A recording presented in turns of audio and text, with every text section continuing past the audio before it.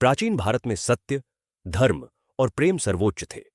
मद्र देश के राजा अश्वपति और रानी मालवती की तपस्या से देवी सावित्री ने उन्हें वरदान दिया, उनके घर एक कन्या जन्म लेगी।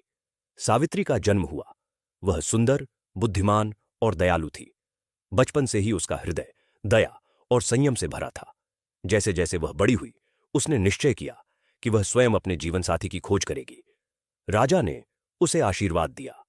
शुभ मुहूर्त पर सावित्री ने अपने माता पिता के चरण स्पर्श किए और रथ पर बैठकर यात्रा प्रारंभ की, उस यात्रा पर जो उसे अपने अमर प्रेम की ओर ले जाएगी। सावित्री अपनी यात्रा पर एक शांत वन में पहुंची। वहां उसने देखा सत्यवान, सादगी, सत्य और करुणा से भरा युवक। सावित्री को तुरंत लगा यही वह है जिसे वह जीवन भर खोज रही थी। उसने अपने पिता से कहा, पिताश्री, मैंने अपना जीवन साथी चुन लिया है।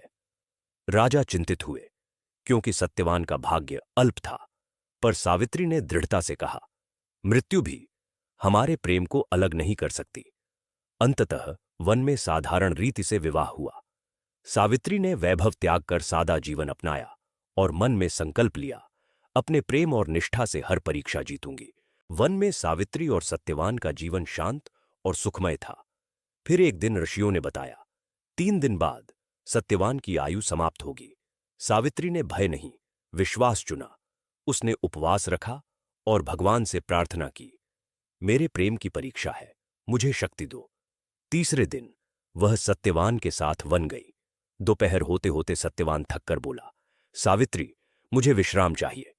उसने सिर उसकी गोद में रखा और अगली ही पल उसकी सांसें थम गईं। सावित्री ने उसकी हथेली थाम ली और कहा, नहीं, मैं तुम्हें यूं नहीं जाने दूंगी। तभी आकाश में दिव्य प्रकाश फैल गया। सत्यवान के प्राण लेकर यमराज प्रकट हुए, पर सावित्री पीछे पीछे चल पड़ी, निडर, अटल और प्रेम से भरी। उसने कहा, हे यमराज, मेरे पति के प्राण मत ले जाइए, मेरा जीवन उसी से जुड़ा है।